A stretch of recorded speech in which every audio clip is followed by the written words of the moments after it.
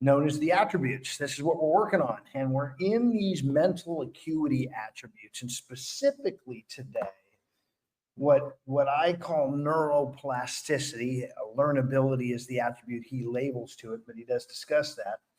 And then the concept of multitasking and what we're really doing and what it's really doing to our time and to our days.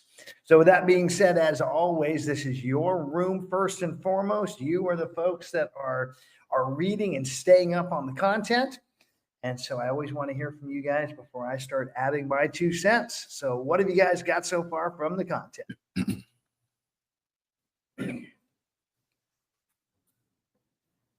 Your mic's hot, client. Let's go.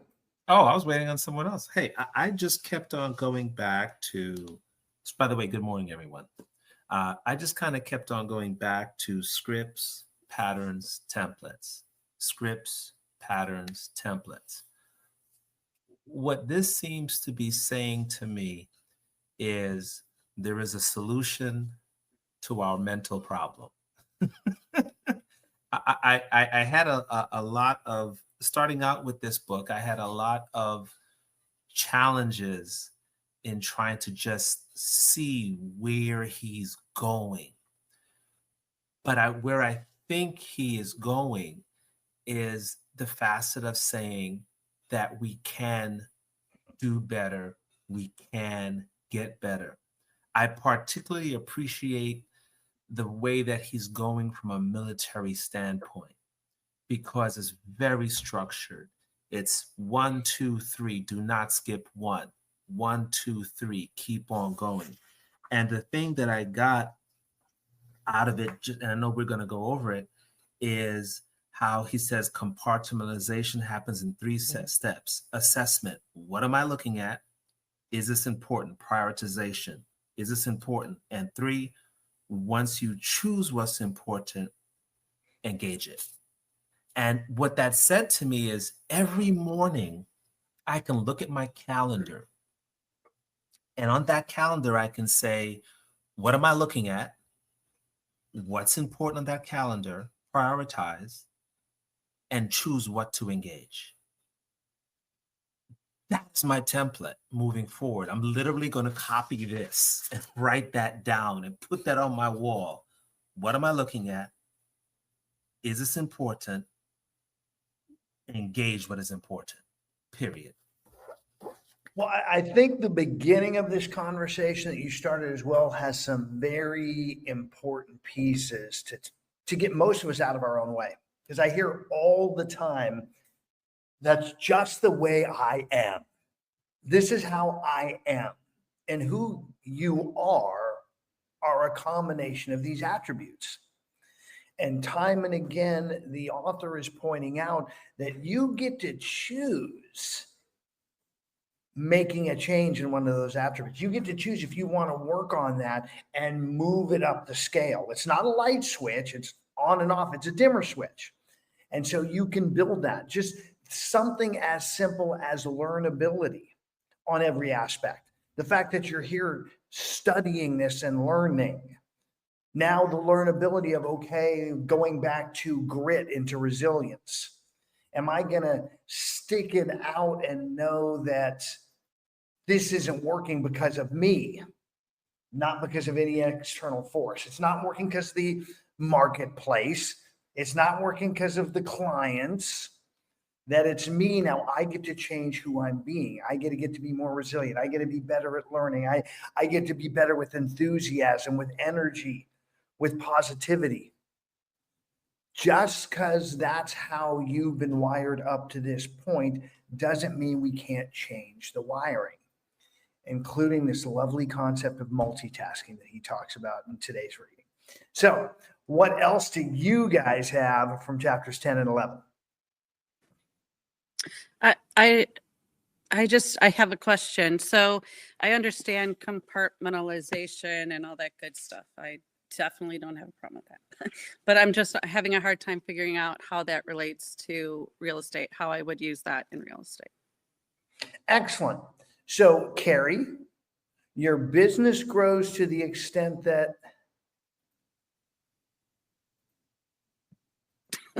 He's That- Are asking you you to asking finish that that question. it's Yeah, so that's the big? question. I'm asking you to finish this Oh, sentence. my Your growth- business my- grows to the extent that you do. Oh, okay. Okay. Right. This really, we are right now in a mindset book, and I love how he's broken up mindset into these attributes. And we are working on us. And so often in my world as a coach, trainer, leader, I have people like you come to me, okay, how is this going to affect my business? How does this apply to what I'm doing? And that's not what we're working on. Go back because I have some fairly new faces in here.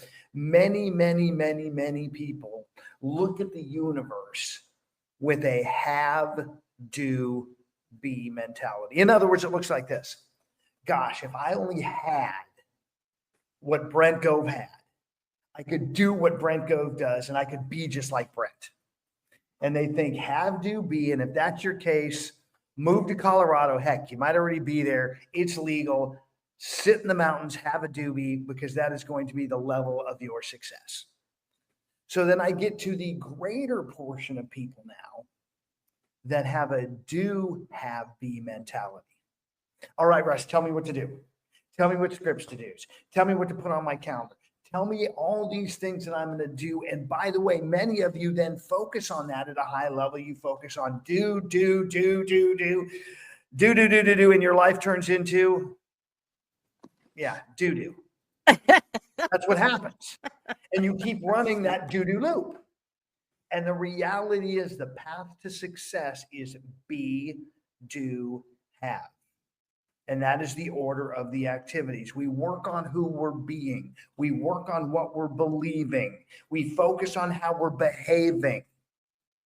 All of these attributes tie in to who we're being. That's what this is really focused on. This is that intuitive wiring. He was in the plasticity side, chapter 11. He was talking how, toddlers, infants, highest level of neuroplasticity and learning and rewiring something as simple as walking, which you guys do all day long now. Yet for someone first learning, there's a whole lot of mental work and wiring in the brain that goes on that ultimately takes that through our 4 quadrants. Let's play with those a minute, because again, you guys are working on this. We're turning on your mind to this. Before you even knew about it, you were unconsciously incompetent. You didn't know what you didn't know. It's a blind spot. We all run into it. Now that you know about it, you are consciously incompetent. All right. I know I'm struggling here. I know this is an area I can get better. When you then focus time on task over time, all of a sudden you will become consciously competent. Hey, I got this. I know how to do this. And yet you're not done yet. You continue to work on it. You continue to implement it. You continue to make it a part of your life. And all of a sudden it becomes unconscious competence. That is what walking is for each and every one of you up until the point an injury occurs. And then maybe you may have to rewire that brain for a new way of walking, going through those 4 quadrants again. And I guarantee you, people that have lost their legs, like Hank in the book, have moved through, and he is now unconsciously competent in his mobility. And you guys can do that in every aspect of your life. You are not, that's just the way I am. That's who you choose to be going forward, because your mind is now open that you have the ability to change that. What else do you guys have? I got something, Coach. Go for it, Daryl. It's actually a perfect segue from what you just explained, but directly from the book, the author uses the example of the overwhelming feeling of starting a new job or becoming a new agent or whatever it is that you might be doing. It could be an overwhelming feeling. You're tired, like you're mentally taxed at the end of the day when you start doing something new. But that ties into that elasticity that you were talking about. We're stretching, we're growing, we're building those new paths in our brain, those new scripts, so that at some point what we're doing, what's overwhelming us, it becomes, for lack of a better word that I can't think of right now, like routine, like it's clockwork, because we've built those pathways and we've become comfortable and competent with what we're doing. So you just explained it perfectly, but that was the direct tie-in from the book when he used that example of starting a new job or doing something new. Awesome. Awesome. And absolutely. And thank you for tying it back to the content. That's what I love when you guys do. So who else before I pounce on something? Then I want to pounce on chapter 10. Good old chapter 10. Dun, dun, How dun, many of you, dun. up until reading this, have believed either that you're a good multitasker or you need to learn how to multitask? Raise your little paws. Okay? And multitasking is a lie. It is impossible. Your brain is incapable. And I will give you my personal favorite example in this moment. Again, by show of hands, how many of you have been driving somewhere on your phone in a great conversation? We can walk and talk at the same time, right? No problem. You've been driving, you've been in a great conversation, and you miss your exit. Okay? We can't even do that level of multitasking. Our brain is not wired to do it. So what we're doing is task switching. And it's here in the content. See, when people, I love this, when people try to do several things at once, this is research. University of Utah, 98% got worse at each task. They actually did poorer on every task as they were attempting to multitask because their brain constantly switching from the item to item. It's a one-track, one-time pony. So this is why we talk about building the schedule and then protecting those time blocks to where you, by the way, with work, you go long. Work stuff, you're going to focus, you're going to go long. Family, life stuff, you're going to go short, you're going to go intense. And by the way, family trumps work. So if something truly comes up, such as kid in school just got sick, you got to pick him up. Great. That trumps that time block. And yet we have all got to get much better at the time block and protecting it. Even something as simple as the author says of going to get a bite to eat. Hey, I'm going to go to the fridge and get some food. It still takes you about 20 minutes to get back in the same level of mental intensity that you were in prior to bouncing out. So what are you guys hearing on this piece of multitasking? And more importantly, what are you going to do in your lives to now start avoiding it? Client, go. So since I have known you over the past 2 years, one of the things that you have preached is time blocking.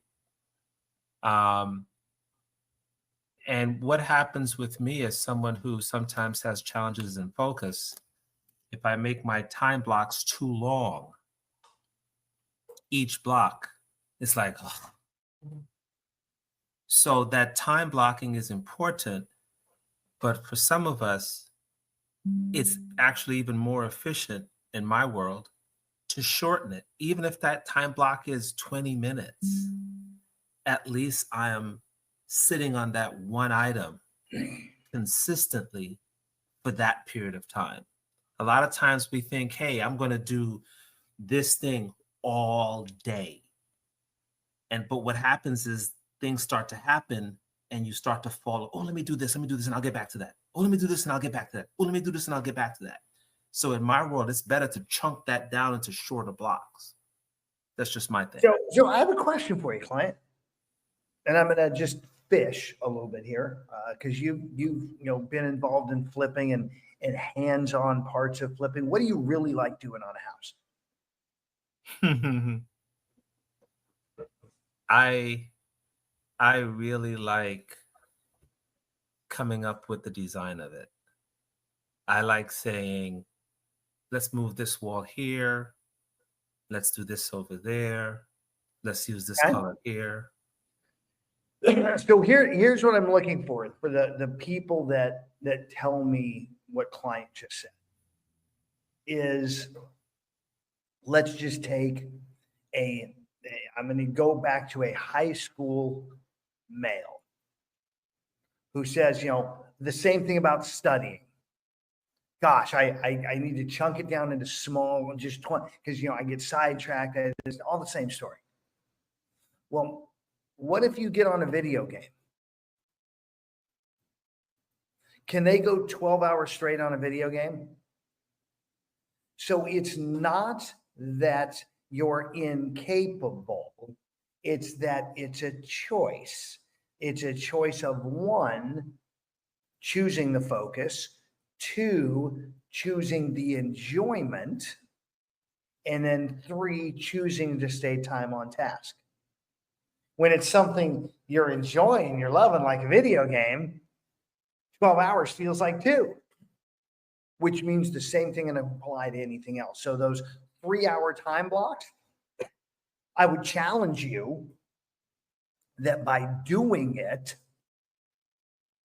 you will be building grit. Now, if you've never done it before, I'm going to lean into what client said and bring it down first, okay? We're going to do a 30-minute. Dorothy's a great example of this, by the way, on conversations instead of units. Yeah. I'm going to get 3 calls done today. And she did that for 4 or 5 days. Okay, I can do that. I'm going to 4. I can do that. I'm going to 5. So I think she's up to 7 or 8 now. Every day for recruiting, she's doing it every single day. So you can do the same thing with time blocking for lead gen. Do a 30-minute block, break, 30-minute block, break, and then expand it out. A couple of other fun pieces on this, and I guess at some point I should go through all the ways to protect your time block. One of those is enlist others, getting help. A friend of mine who's an incredible producer, he comes to his office every morning at 8:45. He has an office that has a desk, still to this day, a wired phone and paper to write on and the list of people to call. And his assistant takes his cell phone, puts him in the room and shuts the door, and she is sitting out front. And he is there for 3 hours. By the way, she gets a 10% bonus on every deal that closes from him being in that room. She's She incentivized. locks that door, doesn't she? You are not getting out. Well, here's more important. She has his cell phone. Somebody calls, I need to talk to Gene. What do you need to talk about? It can wait. Somebody calls, says Gene's house is on fire. What is she going to say? Call the fire department. He'll be out at 12 o'clock. Okay, there are ways to gamify and ways to leverage stopping this multitasking. By the way, also incentivizing it. She got a 10% bonus. She was incentivized. He also could be incentivizing himself. I do my 3 hours and I get this reward. So look at ways to gamify it, to break out of the multitask habits, since your brain's incapable of doing that.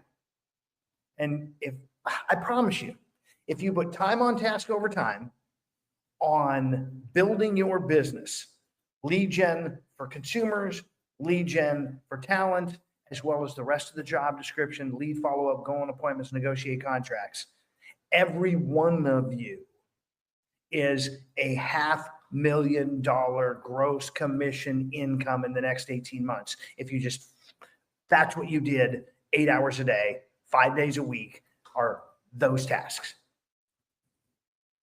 If you treated it like a job, I mean, that's what's blowing me away right now is I've got people in my world. I'm getting out of real estate because I'm going to go do this job and get a paycheck.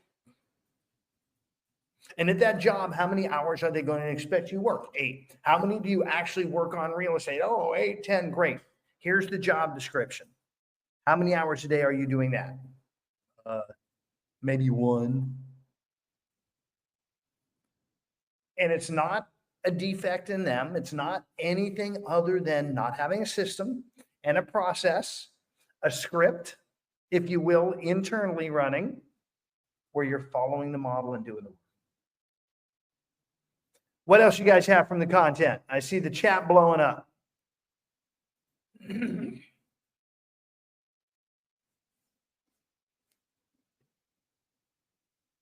on, y'all, say something. He's actually asking for engagement. I got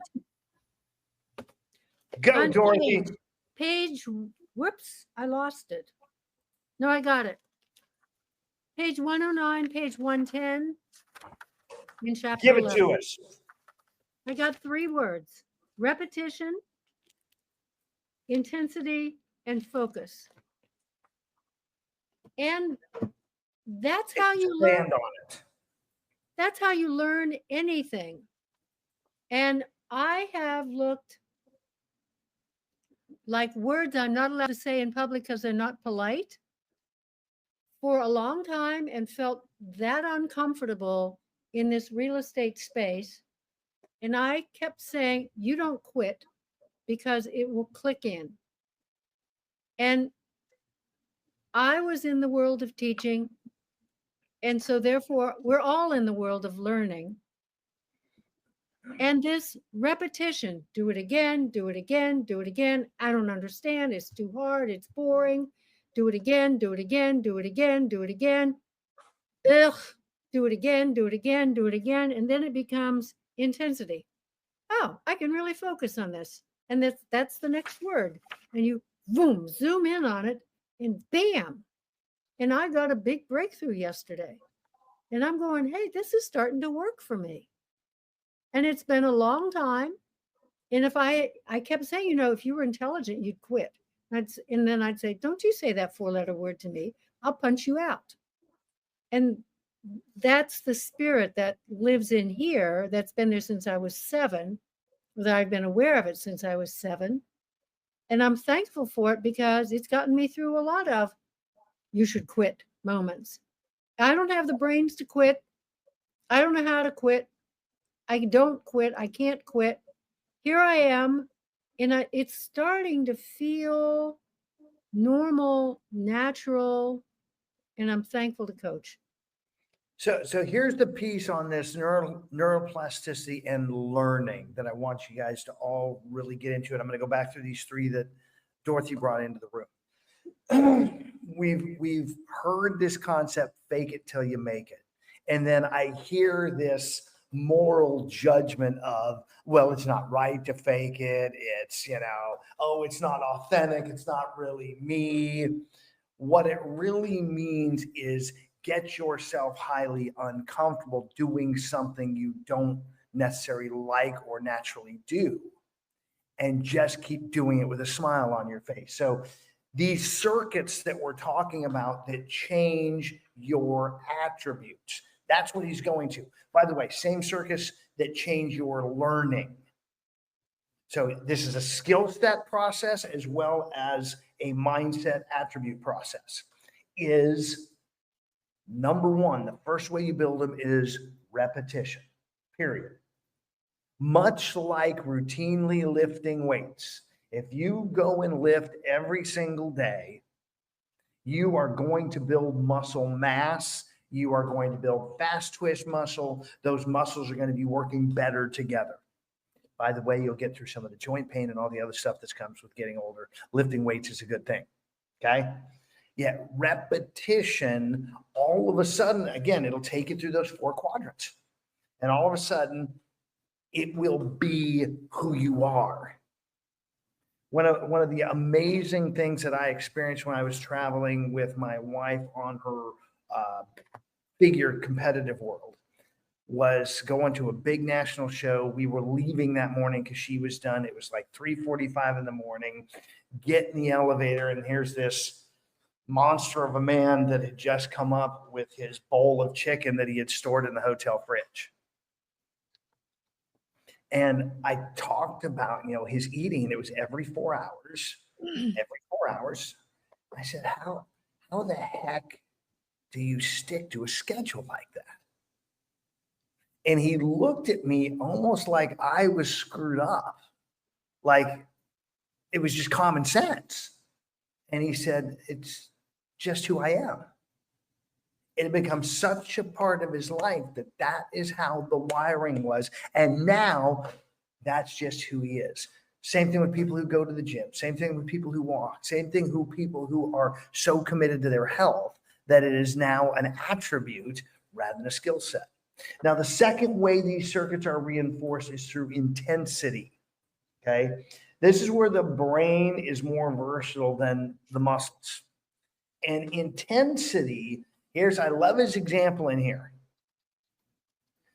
You bench press 300 pounds and you drop the bar and you snap a couple of ribs before two big boys can come pull this off of you. That intensity will create an immediate wiring of, okay, we're not doing that again. Wires it fast, learn, adapt. So here's the interesting part. You may have things in your past that were intense that you learned the wrong lesson from, that you now have wiring that you get to shift and change. Intense doesn't necessarily mean traumatic, by the way, or even dramatic. Think of it more as information distilled to a more potent form. I can go back into my world and things that occurred around me and how that wiring now showed up. In fact, I've done it with my coach and unwired a lot of stuff that wasn't serving me. Finally, the third way is through focus. We can repeat something over and over. Repetition with focus is secret sauce to make it happen. So guys, it is 10:30. We're getting out of here. That being said, I want to let you know tomorrow. You guys are running the show tomorrow. So make sure you read the next chapter, only 12, and just do kind of a recap of everything. If I'm lucky, I will be getting to bed at 3:30 with my travels today. That's if everything goes as planned. And so I will not be up early with you guys. At least I'm not expecting to be. You never know. And I want to make sure you guys are there running the room, making it happen.